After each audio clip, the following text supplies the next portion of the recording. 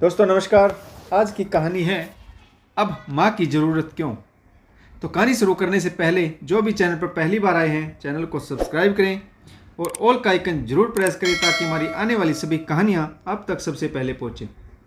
तो चलिए शुरू करते हैं आज की एक छोटी सी कहानी। जी मैं जल्दी ही पहुँचती हूँ। दीप्ति ऑफिस में काम कर रही थी। तभी उसके पास एक फ़ोन कॉल आया जिसके बाद वह घबरा गई। उसने तुरंत ही अपना बैग, फ़ोन और ज़रूरी चीज़ें समेटी और अपने पीसी को शट डाउन करके अपने बॉस मिस्टर वाजपेयी के ऑफिस में पहुंची। सर मुझे बहुत ही अर्जेंट काम है। मेरे हस्बैंड 2 दिन के लिए शहर से बाहर गए हुए हैं। मुझे अर्जेंटली छुट्टी चाहिए। Sir please it's very urgent. Okay Sharma ji को रिपोर्ट करके चली जाइए। दीप्ति अपनी स्कूटी से हॉस्पिटल पहुंची। स्कूल की एक टीचर और दीप्ति का बेटा ध्रुव हॉस्पिटल से बाहर निकल रहे थे। ध्रुव के सिर पर काफ़ी चोटें आई थी। दीप्ति ने दौड़कर ध्रुव को अपने सीने से लगा लिया। मैडम यह कैसे हुआ? कितनी चोट आई है ध्रुव को? डॉक्टर ने क्या कहा? School teacher. सभी बच्चे ब्रेक में खेल रहे थे। ध्रुव को किसी दूसरे बच्चे ने पीछे से धक्का दे दिया और वह गिर गया। उसका सिर दीवार के कॉर्नर से टकरा गया। प्रिंसिपल मैम ने उस बच्चे के माँ बाप को भी बुलाया है। अधिक चोट नहीं है, फिर भी मैंने चोट की गहराई को देखते हुए 2 टाँके लगवा दिए हैं। डॉक्टर ने 3 दिन की दवाई देकर आराम करने को कहा है। आप ध्रुव को घर ले जाइए। मैं यहाँ से सीधी स्कूल चली जाती हूँ। बाकी जैसा भी होगा आपको फ़ोन करके बता दिया जाएगा। दीप्ति ध्रुव को लेकर सीधे घर चली गई। उसका दिल बैठा जा रहा था। ध्रुव के सिर पर पट्टी बंधी थी। उसने अपनी आंखों से देखा भी नहीं था कि कितनी चोट आई है।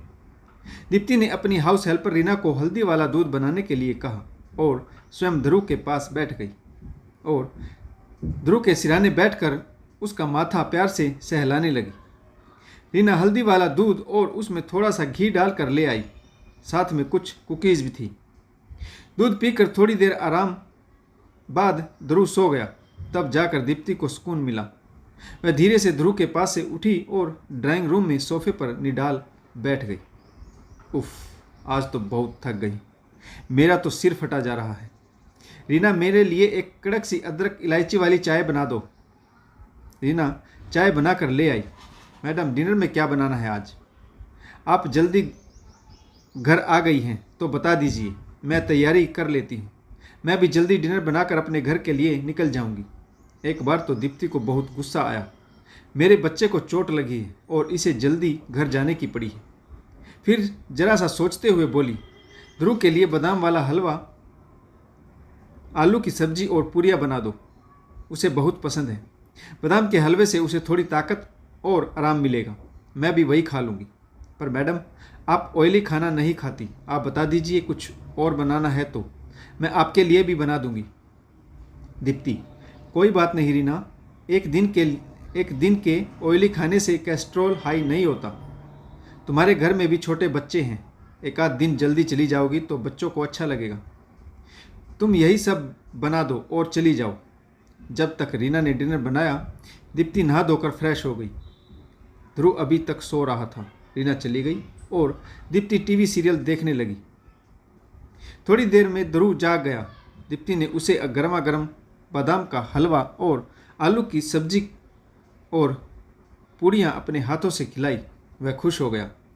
दीप्ति ध्रुव की गोद में लेट गया और कहने लगा, मम्मी बड़े होने के बाद बच्चों को माँ की ज़रूरत क्यों नहीं रहती? दीप्ति बोली, नहीं बेटा, बच्चों को माँ की ज़रूरत हमेशा रहती है। माँ अपने बच्चों का हमेशा ख्याल रखती है, चाहे वे कितने भी बड़े हो जाएं।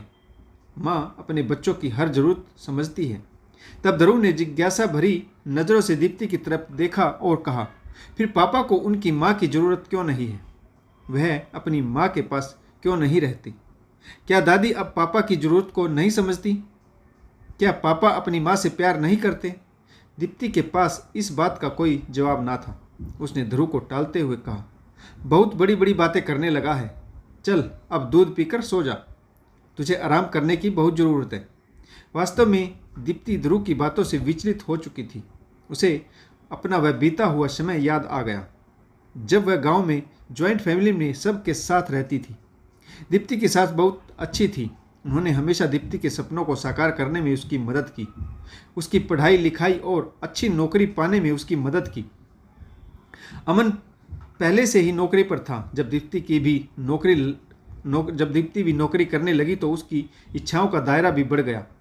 दीप्ति की जिद पर ही अमन ने शहर में एक बड़ा सा घर ले लिया। अब दीप्ति सबसे अलग रहना चाहती थी। उसे अपनी निजी जिंदगी में किसी का इंटरफेयर पसंद नहीं था।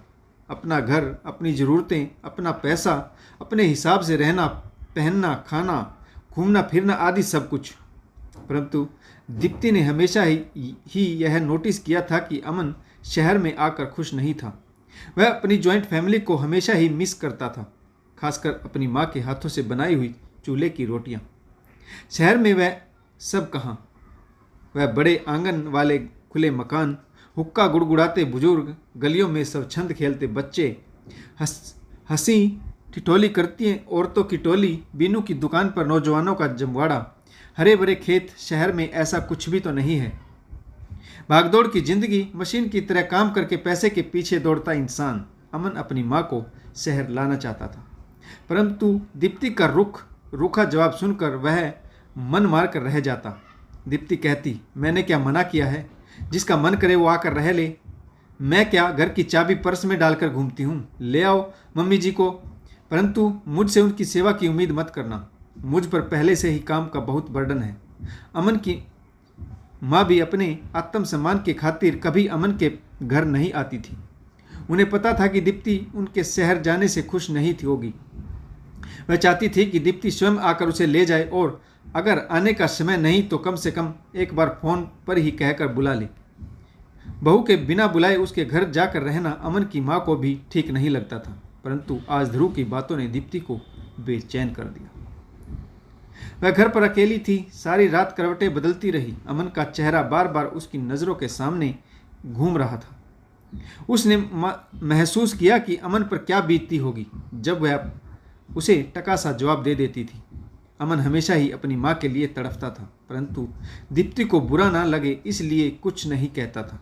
अमन खुलकर अपनी ज़िंदगी नहीं जी पा रहा था। उसके मन में कहीं ना कहीं माँ को छूट जाने की कुड़न थी। वहीं तड़फ आज दीप्ति ने महसूस की। 2 दिन बाद अमन अपनी बिजनेस टूर से वापस लौटा। दीप्ति ने चहकते हुए दरवाज़ा खोला। अमन ने अंदर आकर देखा तो ध्रुव के कमरे में हंसने गुदगुदाने की आवाज़ें आ रही थी। उसने कमरे में जाकर देखा तो ध्रुव की दादी यानी अमन की माँ अपने पोते के साथ खेल रही थी। अमन ने खुशी से चौंकते हुए कहा, माँ तुम यहाँ? उसने आगे बढ़कर माँ के पैर छू लिए। अमन की माँ बोली, हाँ बेटा, बहू स्वयं अपनी गाड़ी में जाकर मुझे लेकर आई है। कितना दुबला हो गया है। आज से मैं ही तुझे संभालूंगी। तेरी माँ हूँ, सब जानती हूँ। दीप्ति दरवाजे पर खड़ी होकर माँ बेटे का प्यार देखकर निडाल हो गई। उसने एक गहरी सांस ली, अपने ऊपर से एक बहुत बड़ा बोझ हल्का किया। आखिरकार स्वयं को अपराध बोध से बचा लिया। तो दोस्तों, आपको ये छोटी सी कहानी कैसी लगी? लाइक, शेयर और कमेंट्स जरूर कीजिएगा। आशा करता हूँ आपको यह कहानी जरूर पसंद आई होगी। कहानी पढ़ने के लिए आप सभी का बहुत बहुत धन्यवाद। जय हिंद, वंदे मातरम, भारत माता की जय। जय जवान और जय किसान।